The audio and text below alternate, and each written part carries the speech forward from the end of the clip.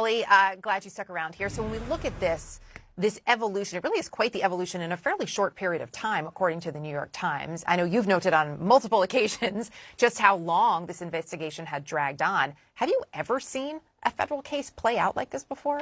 No, Erica, it's really inexplicable to me. I mean, first we had basically 5 years of behind-the-scenes investigation with no transparency, no action, and some questions being asked. What's taken so long? But in the last couple months, we've seen a pattern here, and Marshall just laid it out. We've now seen it play out 2 or 3 separate times.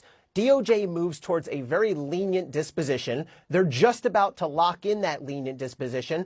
And then there arises pressure, either through whistleblower testimony or through public scrutiny. And then DOJ backs off and says, actually, we're not going to do that now that it's been called out. We're going to try to up it a little bit. And then that happened again. And then they go all the way to appointing special counsel, the same guy who's been presiding over the case for 5+ years already. So I genuinely am perplexed by what DOJ is doing here. I think they've made a real mess for themselves, and now they're going to have to deal with the consequences of it. So in terms of the mess and those consequences, look, public trust is certainly one of them. Is there anything that you see that DOJ could do, based on your experience, right, as a former federal prosecutor, to restore public confidence in this investigation? Is the only way to fix this a trial?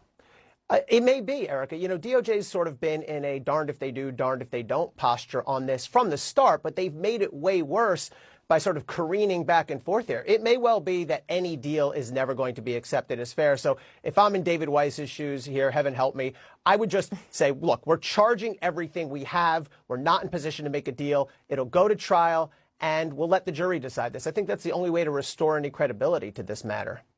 Ellie, appreciate it as always, my friend.